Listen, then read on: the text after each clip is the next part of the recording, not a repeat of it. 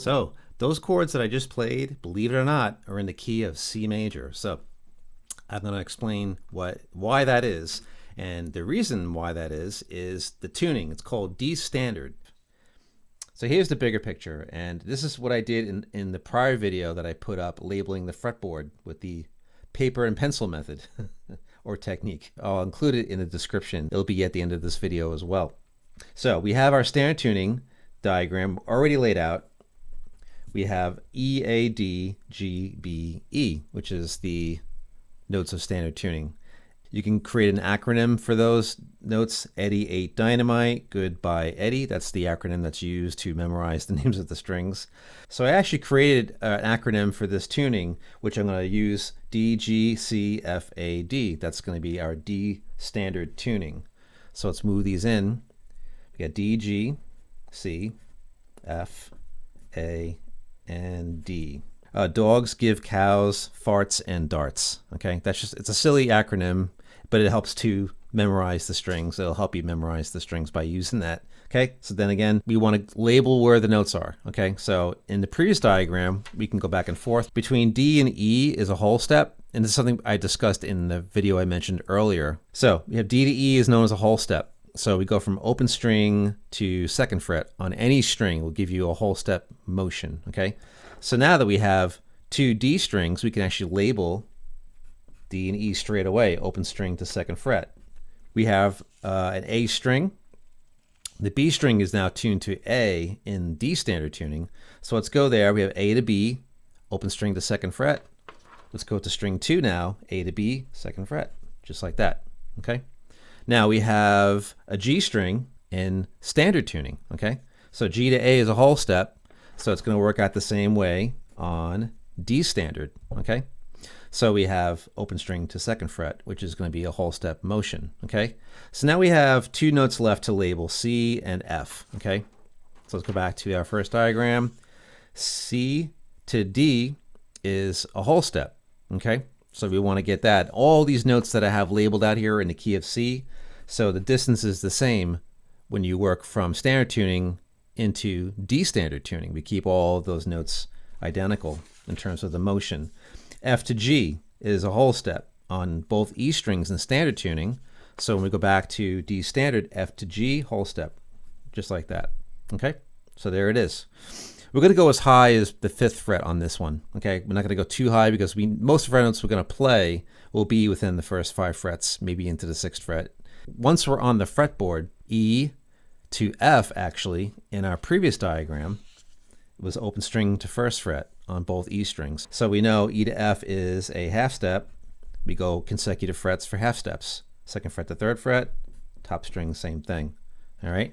And also B to C. So we're going to grab the B. I just happened to catch that because it's here in our standard tuning. B to C is a half step, whether you go from open string to 1st fret or you go from 2nd fret to 3rd fret. In this case, with standard tuning, we have B at the 2nd string from 2nd fret to 3rd fret. There's B to C. G, it will be the next note we'll grab. G is the G string, string 3 of standard tuning. G to A will be open string to 2nd fret. We have the G to A, right? Open string to 2nd fret. We have another G here. So G to A will be a whole step. So we skip over 3rd fret in favor of 4th fret. Okay. D is our next note we're going to grab on the 4th string. D was open string in standard tuning. Going to E, whole step, open string to 2nd fret is the whole step. On the neck, 2nd fret to 4th fret will be our whole step. A note is next. We had our A string moving to B. So we have a whole step, open string to 2nd fret. Once we're on the fretboard, it's every other fret. So there is our B right there. And we're going to go a little further. We're going to label out the notes in 5th fret. We're not going to use the 6th fret. So F to G, we want to go from open string to 2nd fret, which we have there. Every other fret, there's G right there. And moving on to B, B to C is a half step on string 2 in D standard, 4th fret to 5th fret. B to C, half step, okay? Consecutive frets are half steps. Moving on, E to F's a half step, just like it was on either E string, we have it here. And we have A going to B. We can grab this note if we want to. For the purposes of the chords we have, we're not going to use the 6th fret, so we're going to skip it for now. And now we have next to last string. C going to D is a whole step. C to D, second, in this case, 3rd fret to 5th fret. We're going every other fret for whole steps. F to G, open string to 2nd fret. F to G on the 6th string, the D string. Same thing on the top D string. Okay. And notice too, in the diagram, the thick line is your low E string, right? And now in D standard, low E is now low D. And we have a high D on the other side, right? So again, this is the bottom string. When you look straight down at your guitar, this is the first string you're going to see. This is the string that's nearest the floor. That's known as your top. So there it is right there. We have all of our notes laid out that we need for the chords, okay? String. So if we were to go into the chord spellings, C, D minor, F, G, we have C plus E plus G gives you the C chord, D plus F plus A gives you D minor, E minor, excuse me, E, G, and B gives you E minor for the F chord, F plus A plus C gives you the F chord, G plus B plus D gives you the G chord. And if I go over to A minor, A plus C plus E gives you A minor.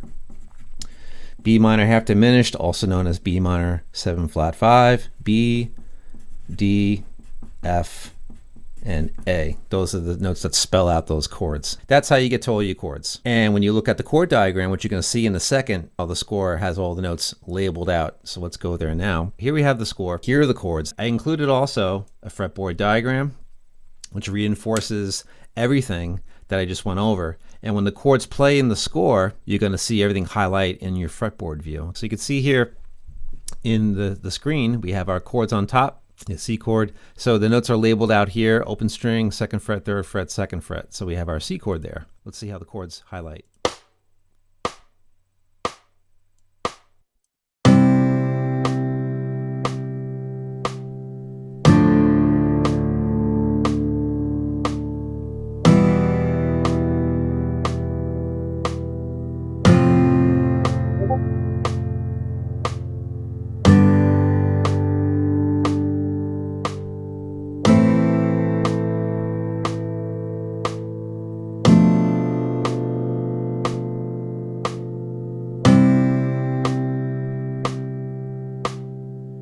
So having heard the chords go through just as you did, you can hear how low the chords sound. So you can actually have two guitars playing, one in standard tuning, which is the E, A, D, G, B, E thing, and now D standard along with it. You would have different chord voicings. In a later video, I'm going to play two guitars on a split screen showing you D standard tuning and standard tuning played together with using the same chords. Of course, the chord voicings will be different because of the strings.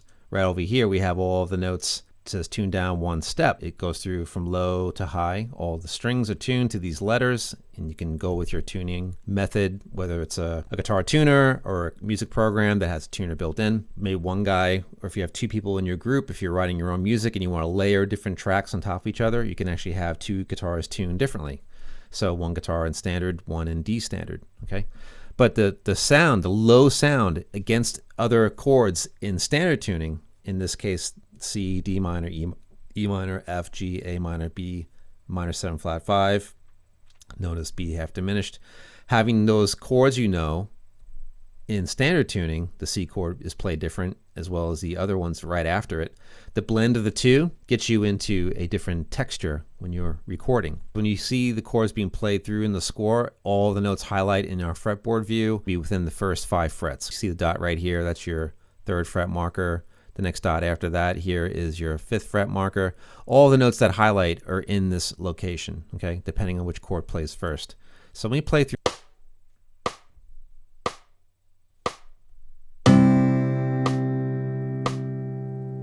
So you can see the notes are lit up. We got our C, open string, 2nd fret G, 3rd fret C, 2nd fret E. So that's your C chord. On to the next.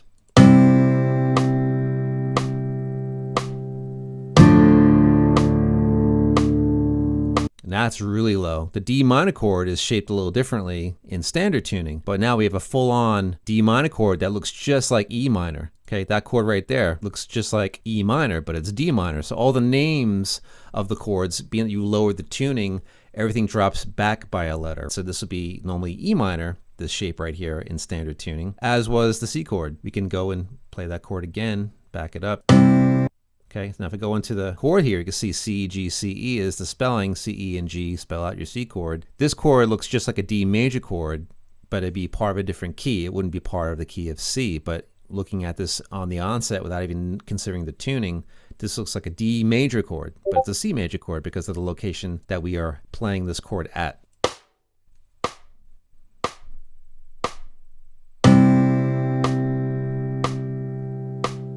C chord, D minor is next. E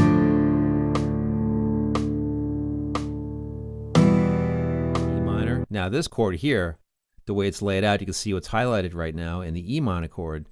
It looks like an F sharp minor chord. So if you know your chords, this is the shape of an F sharp minor chord, but in this tuning, the notes are different. So we have an E minor chord. It's a much deeper sound than these chords that are played in standard tuning. That's the idea of using D standard.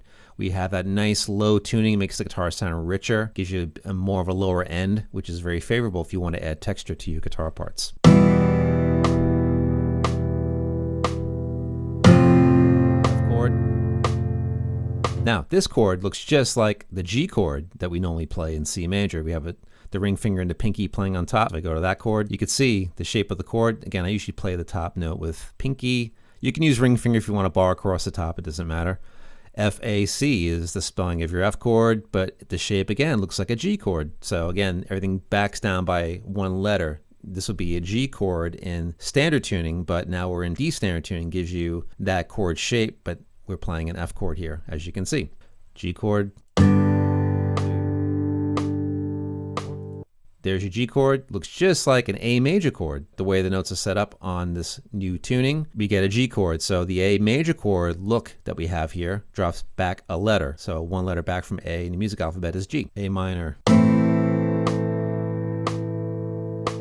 That chord looks like a B minor chord, which won't be in the key of C either, but that shape that we know as B minor in standard tuning, before B you get A, just like in the regular alphabet. So A minor is the chord here because of the letters we got. Onward to B.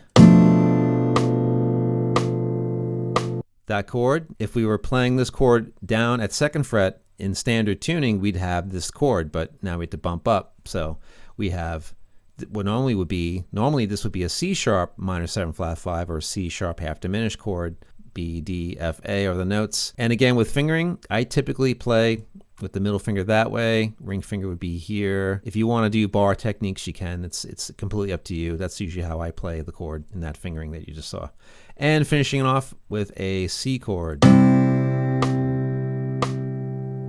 Same chord we started with, right? So there you have it. That is your D standard tuning. Give it a shot, give it a try. One other note I want to add to is if you do decide to be in D standard tuning, all the time as a regular thing, make sure your guitar is set up to handle the different tension, because once you slacken the string on the guitar, the tension changes. So you want to make sure that your truss rod in your guitar compensates for the lower tuning, which gives you less tension on your strings, and that affects the neck and your intonation, keeping the guitar in tune.